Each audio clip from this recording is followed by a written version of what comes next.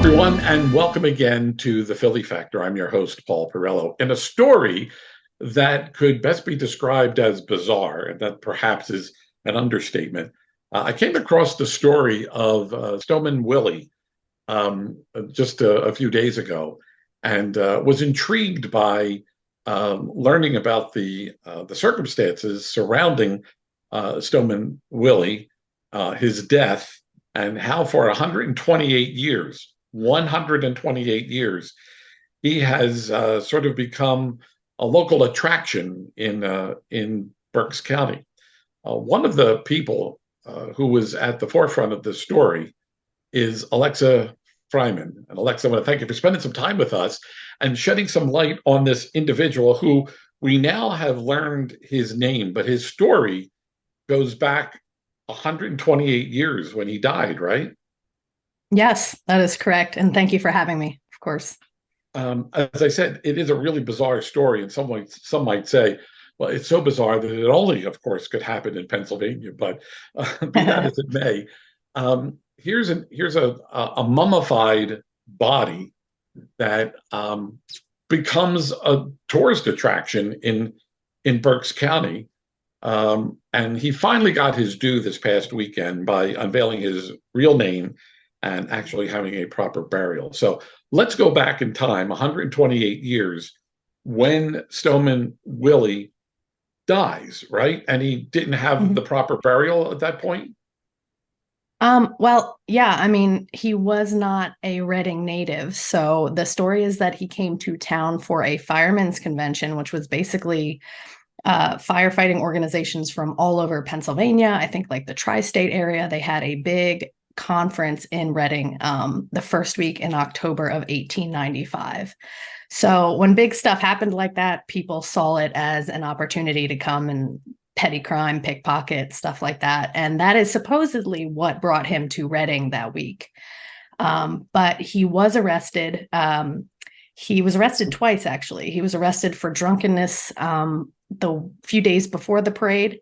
And then after he was released, he was caught burglarizing a boarding house in West Reading, and he was arrested again.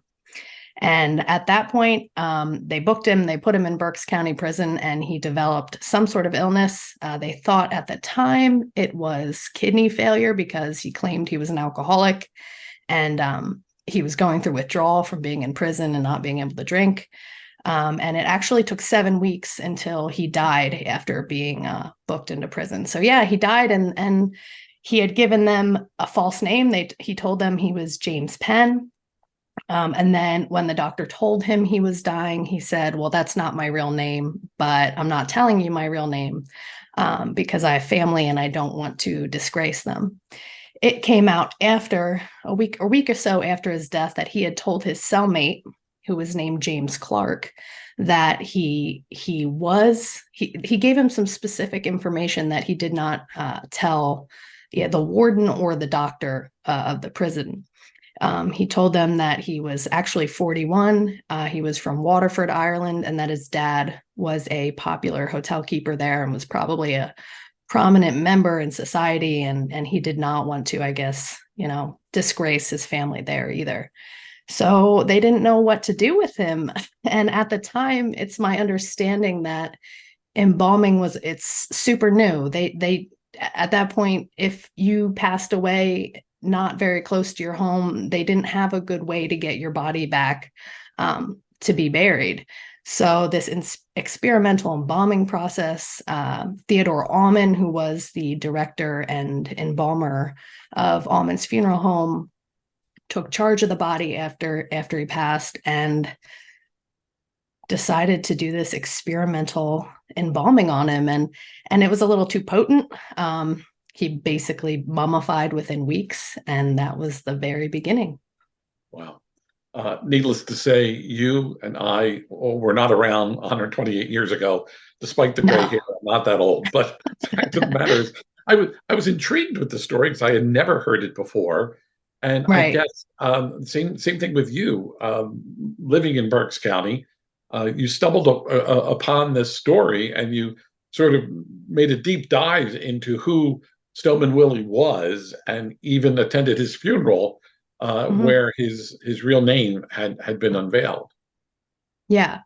Well, uh, when they had announced, WFMZ broke the story back in April that they were going to bury him. I mean, up until that point, my knowledge of Stoneman Willie was secondhand.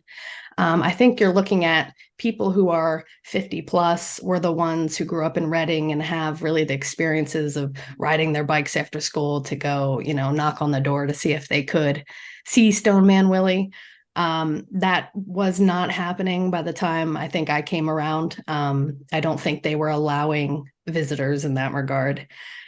So yeah, I was fascinated by it. I was like, this has been going on for over a century, and it's kind of captivated us as, our hyperlocal community of who he was and what his story was and the whole mystery surrounding it. It was obscured over the years. They thought he might be like from royalty over in Europe, and there was stories like his fingernails and his hair were still growing, which was obviously all just silly stuff that people made up along the line. But as a larger part, it was a part of what it meant to grow up here and experience your adolescence here. And for that, he's actually, people really love the whole legend and lore, and that's why there were so many people at the funeral. Yeah. A few things. I guess it was discovered that he had coins in his mouth or in his throat. They were Right. discovered. Is that because if he in fact was a pickpocket or a thief, that's how he would hide the coins that he was stealing? Um, you know, I hadn't heard, like, I think the explanation I got. So when I started doing research and I kind of laid out his whole history, which is found in my article, and then the day I went to visit him, after that I went to the Berks History Center, and I'm good friends with the archivist and assistant director there, Brad Smith, and I basically told him, like, whatever you got on Stone Willie, I want to see it. And he had a file there waiting for me of this scientific study that had been done by a man named Gerald Conlogue, who I've gotten to know quite well over the this whole process since April, because I reached out to him and wondered, like, why didn't we know about this? As far as I know, it had never been published in the Reading Eagle or anything since in the 20 years since it had been done, which was astounding to me.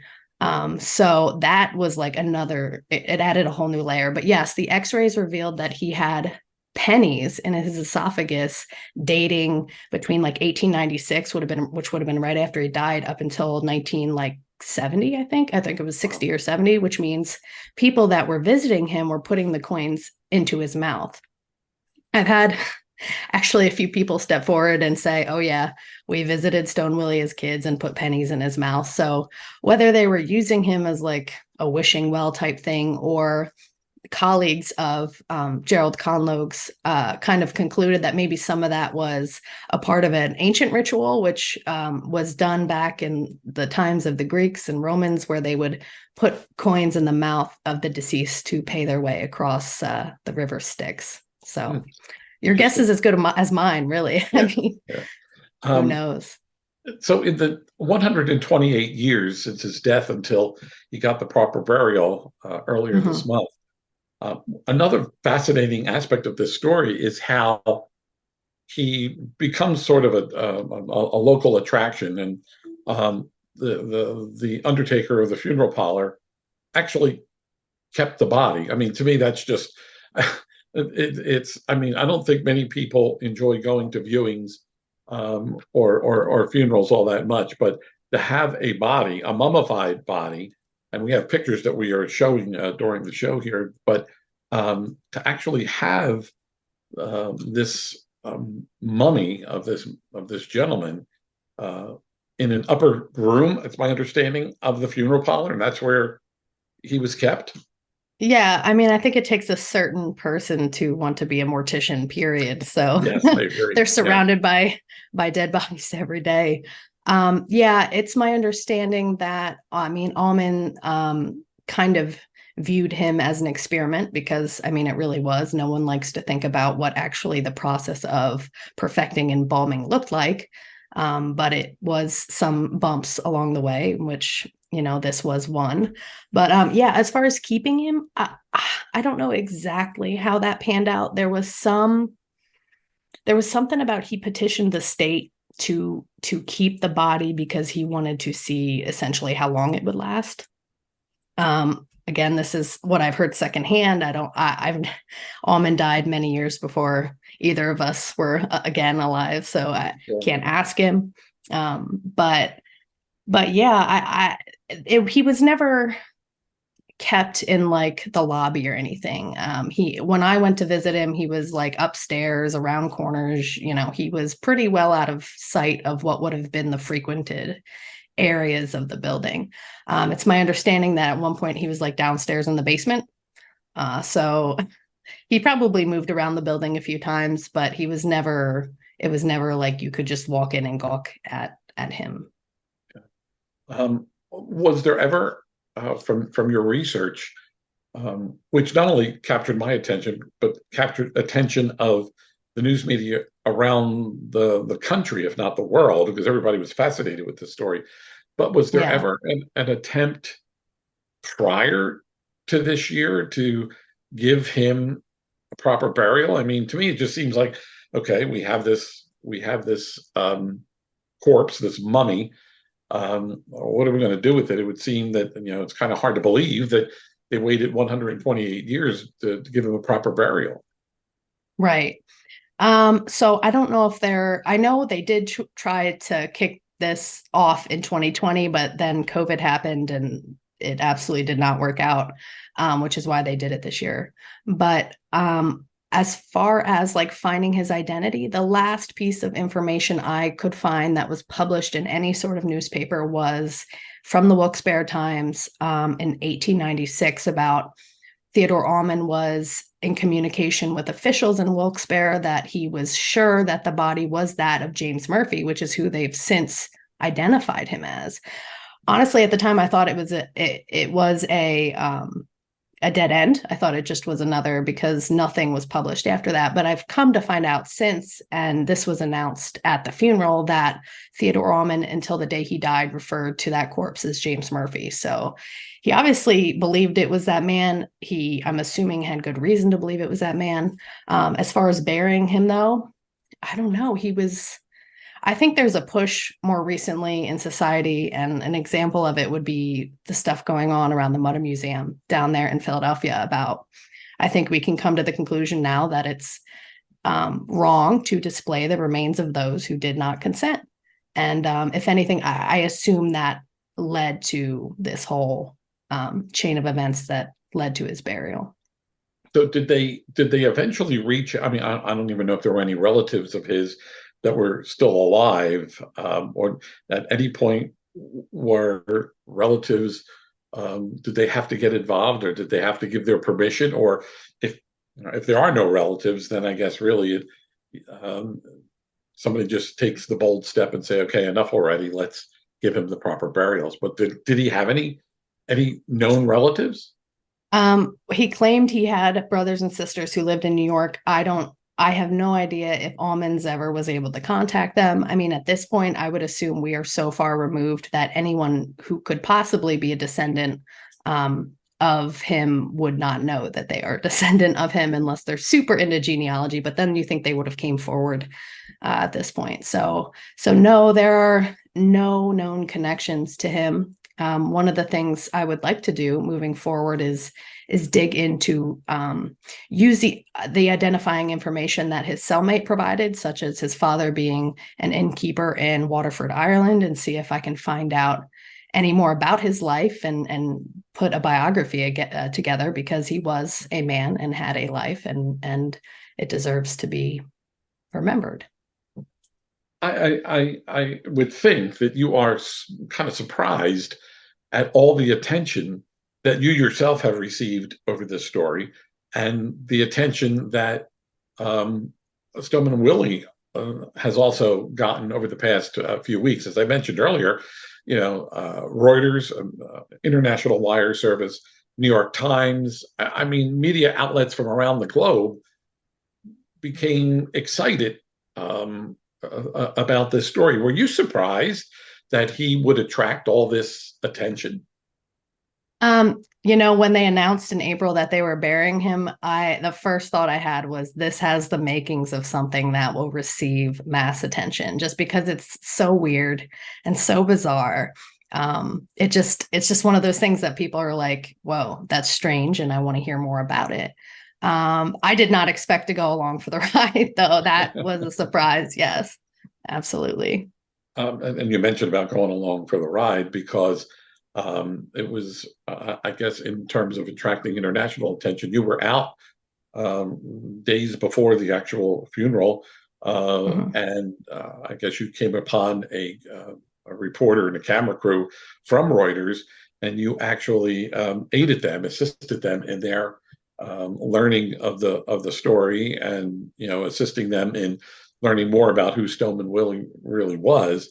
I think every reporter either consciously or maybe subconsciously dreams of um, being in the national or international spotlight for a split second. So were you surprised that all of a sudden Alexa is in the middle of this story? Yeah, it was a whirlwind. I'm not gonna lie.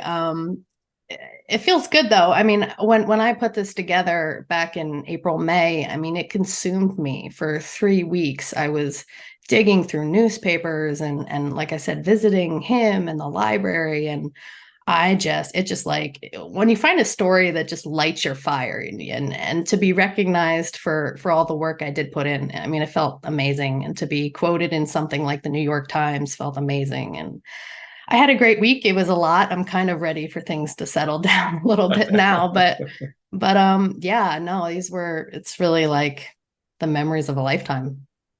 A lot of people turned out for the funeral, in Hmm. which officially Stoneman Willie was identified as, by the name James Murphy, correct? That's the name. Yes. Yep. Um, were you surprised at the turnout that people? He sort of became a beloved legend, so it only would seem fitting that people would turn out uh, Yeah. for his No, I funeral. was not surprised at all. Like I said, he's kind of his whole story and the part he has played in the hyperlocal community is he's very much beloved, I think, by the generations that were kind of captivated by him and curious about him. Um, uh, so no, I expected it was going to be a pretty good turnout. I have to ask you also that now, as you sit back and you reflect on this, not only the past week or the past few weeks or the past few months, for that matter, but your contribution now to local history. You've used the term a few times, hyperlocal. I mean, uh, when all is said and done, Alexa, you have made a tremendous contribution, not only to the legend of Stoneman Willie, but to the history and the folklore of Berks County. Yeah, I mean, I've kind of been making my way onto the scene for a few years now. I have my blog, in which I have a blog, a YouTube channel, social media accounts, in which I basically dive into some topics, more than others, but I've kind of been building on that. And this has definitely been the pinnacle of my career, I guess, doing this. But to be recognized by even being in the New York Times was great, but being recognized by George M. Miser, who is the authority on Berks County history, he mentioned me in his eulogy, and I mean, it just feels amazing. I'm honored. I'm glad to be a part of it, and I'm planning to be here for the foreseeable future doing it. So, yeah. What's next then? What character or what place or what local institution are you setting your sights on next? Yeah, I mean, that's a good question. There's always another story to tell. Berks County is so, so, so rich in history. The city is celebrating its 275th this year. There is no shortage of things to cover. Like I said, immediately when it comes as it relates to James Murphy, I would like to see what I can find out about him. I expect that will be received well. because there's a lot of push, again, socially, to see him as the man he was and not necessarily just an attraction that lasted 128 years. But it's important that we maybe figure out a little bit more about him. If I can, with a name like James Murphy, I imagine achieving much level of certainty about him will be difficult, but I plan to give it a shot. Otherwise, I mean, there's always stuff. I've just done stuff on the Reading Airport and around the city, and check out my website if you want to see more.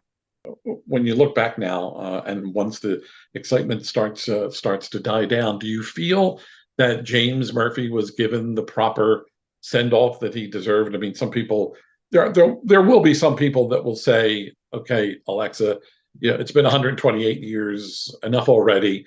Yeah, But I sure. mean, but everyone deserves the respect and the dignity of their life at the end of their life. So, do you think that he was given, uh, despite his seediness and his unsavory characteristics, was he given the dignified burial that he deserved?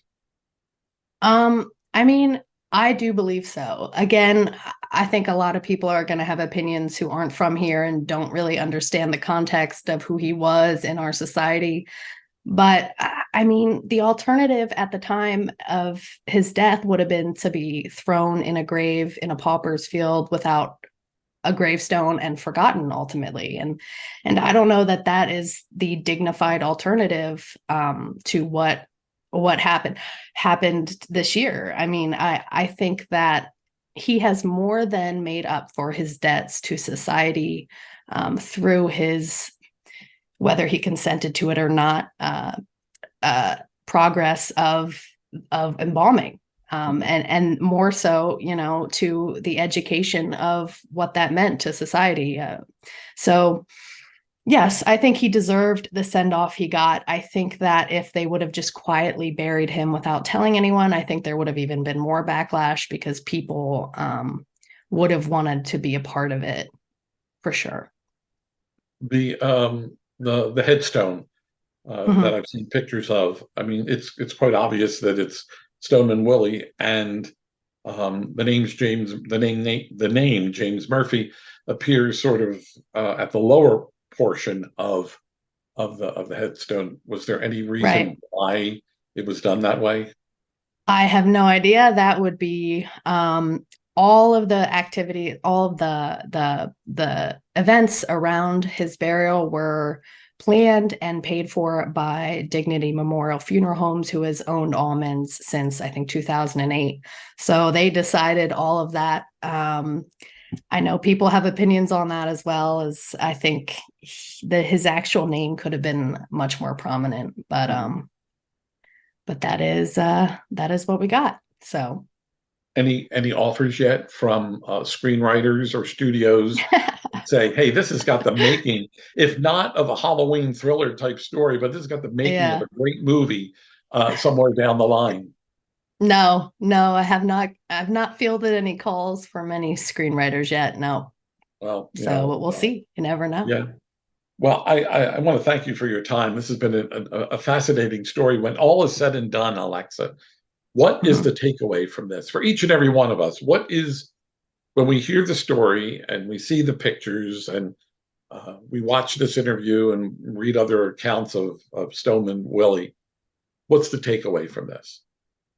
To me, I think just the fact that we could close the chapter on this story that they could not 128 years ago. I think we should be proud of the progress we have made in both society, believing that maybe, doing stuff with the remains of people that do not consent is wrong, with, the scientific progress we've made in medicine and technology and the availability of historic records. I just think that ultimately we should be proud and happy that we have come as far as we have in 128 years and we could conclude this saga. Yeah. One final question before we go. Um, do you think if Stoneman Willie was not mummified, that there would have been this much attention to the story. That adds a whole other layer to this. Yeah, I mean, if he hadn't been mummified as well as he did, I assume he would have decomposed a long time ago and would have had to have been put in the ground or done something with him, period. So, no, I don't think it would have been quite at all the legend or lore that surrounded it if he had been not quite as well preserved. Where can we find more great reporting and writing by you, Alexa? What's your website? Where can we find it? My website is www.berksnostalgia.com, BERKS nostalgia.com. I'm on all over social medias, Facebook, Instagram. So just search Berks Nostalgia, YouTube. You'll find me. Okay. And needless to say, there might be people out there that have some of these great stories, hidden in a attic somewhere. Not that they would have a mummified body in the attic, but they may have a similar story or Hopefully similar not. tale to tell. Can they Yeah. reach out to you and say, "Hey, Alexa, I have this story about so and so." Oh my gosh. Yeah. I always love fielding emails. Of course, you can find my contact information on my website, but my email is just contact@berksnostalgia.com. So get in touch for sure. I love to hear from everyone. Well, I want to thank you for your time. This has been a fascinating, interesting half hour speaking with you. And I wish you continued success and best of luck in the future. And I'm sure there are other great stories out there that we could count on you to tell. So again, thank you for your time. It has been a pleasure meeting you. It's been a pleasure speaking with you and learning a little bit about Stoneman Willie and the lore of this character. So again, thank you. Job well done. Well, thank you. And thank you for having me. Until the next time, ladies and gentlemen, my name is Paul Perrello. Thank you so much for tuning in and watching The Philly Factor. We'll see you next time.